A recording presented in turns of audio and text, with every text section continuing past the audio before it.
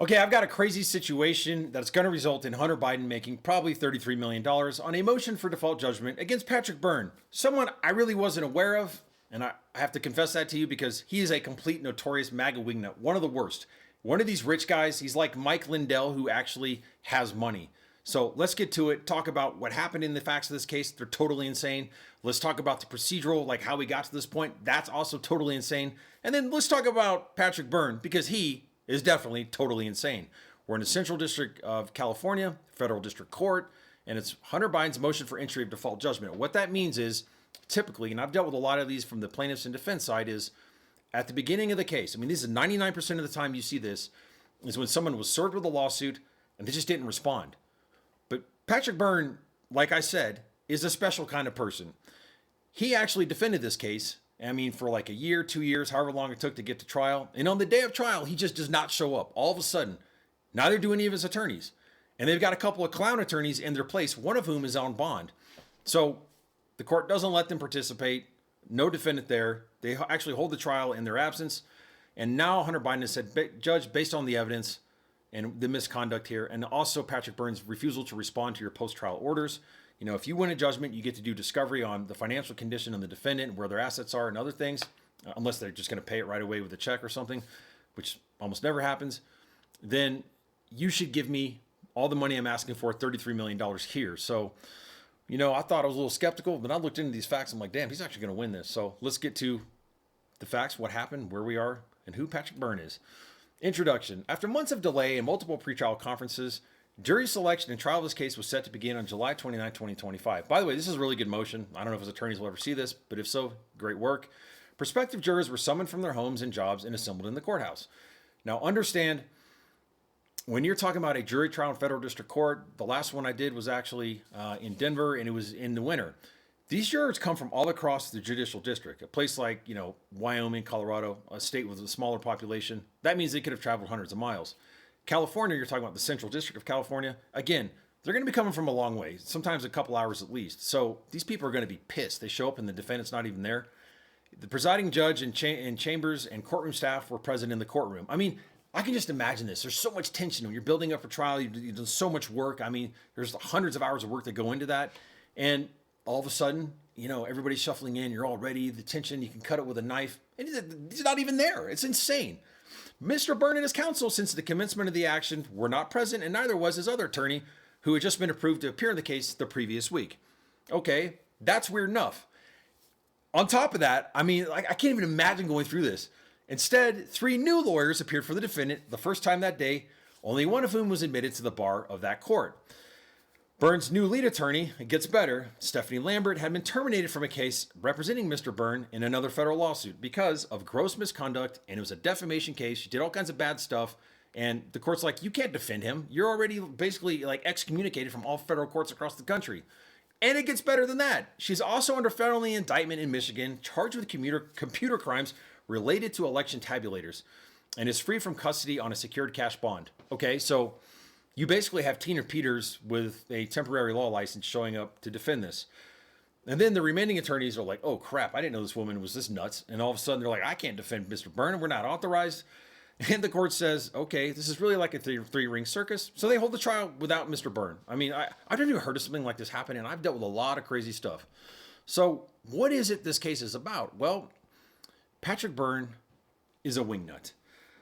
Let's talk about some of his background, because he has a long history of defaming people and saying outrageous, crazy things that are blatantly not true, even on their face. I mean, like absurd stuff. So basically, he's a guy who got his money from his dad, just like Donald Trump, invested it in overstock.com, and then finally, after wasting a bunch of money over time, hit big on that one, got $90 million. And the reason why he had to leave the company is because he lies so much about like being a spy and being on these adventures and doing illegal stuff, all of which is false, by the way, that the insurance company could not insure overstock.com because he created such a risk. Okay. He made a company that big uninsurable. One dude, just by being on the board of directors and involved in any way whatsoever. So then he takes that $90 million during COVID, throws it into crypto. Yes. Makes $600 million to $1 billion. And here we are.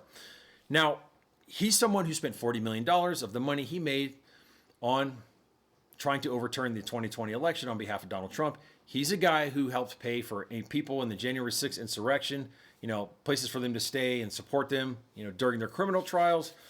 He's a guy who's also tied in a 3-year romantic relationship with Maria Butina, who's a Russian spy who was arrested and then exchanged for someone else a few years ago. Of course, MAGA, Russia, always a connection. And obviously, he's someone who is anti-vaccine, of course. And on top of that, if you may remember the cyber ninjas debacle in the Arizona legislature where they paid millions of dollars to try to audit the election in 2020, and it turned out it was a complete waste of money. He was the one who helped pay for a lot of that as well. He's behind everything. He works with Michael Flynn Jr. He works with, all of the bad people in MAGA you can possibly think of. He is a horrible, terrible person. Listen to what he said about Hunter Biden. So let's talk about what the case is about, okay?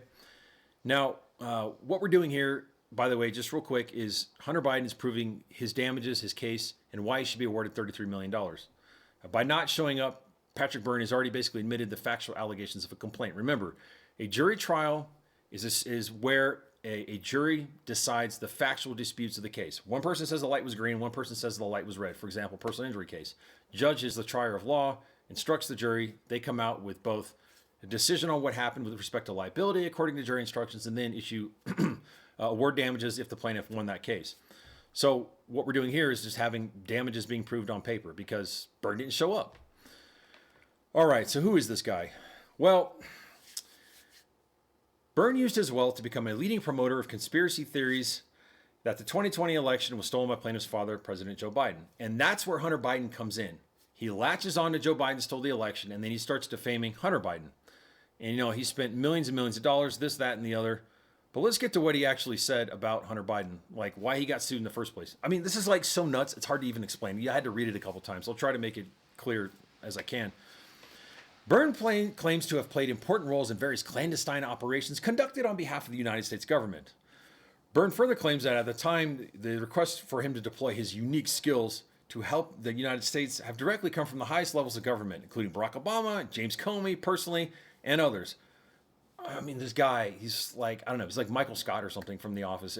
Byrne admits he has no documentation, of course, supporting these self-aggrandizing claims. His activities have reportedly been too secret and too dangerous for documentation. Unbelievable. Okay, so we're kind of like progressing and we get to Hunter Biden. Byrne claims that in 2021, his handler, John Moynihan, a forensic accountant who investigated money laundering for the DEA for 4 years in the 1990s, introduced him, I mean, this is 4 years, like 30 years ago. This guy's like completely unimportant. Introduced him to FBI Special Agent David Smith, whom Byrne claimed was a high-ranking member of a secret interagency group Byrne calls the League of Shadows. I mean, this is like the flip side mirror reflection of Candace Owens. Like what she's saying and what this guy's saying, both of them are false, but they're kind of coming at it from different angles because he's saying it about himself and she's saying it about other people. As part of his work for the so-called League of Shadows, in November, he claims that he met with an Iranian government official whom he originally identified by the codename Movie Star. During meetings to discuss using Byrne as an interlocutor between Iran and the United States to prevent a world war, Movie Star said in passing through an unidentified intermediary, this is what he had claimed and what he said out in public, this is not what's actually true, that plaintiff Hunter Biden sought a bribe from Iran in return for releasing $8 billion in frozen funds. Okay, so this complete, just absolute psychopath claimed that he was a secret government agent and that in that capacity hired by the federal government with no evidence that Hunter Biden was supposed to pay an $8 billion bribe to Iran. No evidence of supporting this, but he went out and published it to the whole world. We'll get to that in a minute. He claims to have surreptitiously recorded a conversation with the movie star, the recording, the voicemails, some of the other evidence that he claimed. And then on June 27, 2023, Byrne published an article in the Capital Times magazine. And you hear that and you're like, that just sounds like some kind of like crazy MAGA, I don't know. I can't think of any of the names right now, but what you see published by people on the far right, describing his exploits as a secret agent and movie star's alleged statements that plaintiff sought a bribe, blah, blah, blah. And that the interviewer asked Byrne to confirm that 18 months ago, the Biden family was seeking a bribe from Iran to release frozen funds in South Korea and to go easy on nuclear talks. Byrne responded 100% correct. As a side note, this sounds like something that Donald Trump and his sons would actually do in real life, maybe have done something similar to that, but they're trying to pin this on Joe Biden. The irony just does not escape me. Okay, after the article was published, Then Byrne goes on Twitter, of course, because Twitter's got to be involved anytime there's a bunch of BS floating around on the far right. He published this to his 400,000 followers, and then he repeated these defamatory statements over and over again, and suggesting that his treasonous dealings. And then we get to this. So first he said he sought a bribe for $8 billion. And then on top of that, or he's going to pay a bribe of $8 billion to Iran. Then he blames him for like the October 7th terrorist attacks by Hamas. And again, going on Twitter saying, Hunter Biden, I know, I'm a secret agent. He worked for, he's responsible for Hamas attacking Israel and all these, unspeakable atrocities that happened on that day. This is like the most vile defamation you can possibly imagine. It's not like, the plaintiff, he has a bad reputation. He's untrustworthy. He cheated on my wife. It's like, no, like he literally is the reason why, thousands of children got killed. And, he's the reason why Iran is trying to attack, cause a war in the Middle East. It's insane. When this was all tested, of course, in the litigation, this guy Moynihan, his supposed handler, the agent, special agent, FBI dude, said, I don't know what the hell he's talking about. This is complete lies. It's all made up. And so then we go through that, and that's basically where we're at. Now, the rest of this motion is talking about like why the damages should be awarded, how much are like appropriate. And, when you look at this, Hunter Biden is a public figure. You have Patrick Byrne, who has, significant wealth, maybe $1 billion plus, and his behavior is completely egregious in this situation. He's asking for primarily punitive damages. So I think he's probably going to succeed on this. And I just kind of sitting here and thinking about it. It's just like to stop defending at the trial. I can't get over that. And that had to be something the judge saw and was like, it is such a challenge and affront to the honor and dignity of the court. I've never seen anything like it. I am almost like out of words here. So here we are, Hunter Biden. If you ever see this, you probably won't. I hope you win. Good for you. Your lawyers did a great job. Patrick Byrne, hanging out with the Russian spies, trying to support the overturning of our presidential election. You're a scumbag. You deserve everything got coming to you and much more. Take care, guys. Hope you have a great day.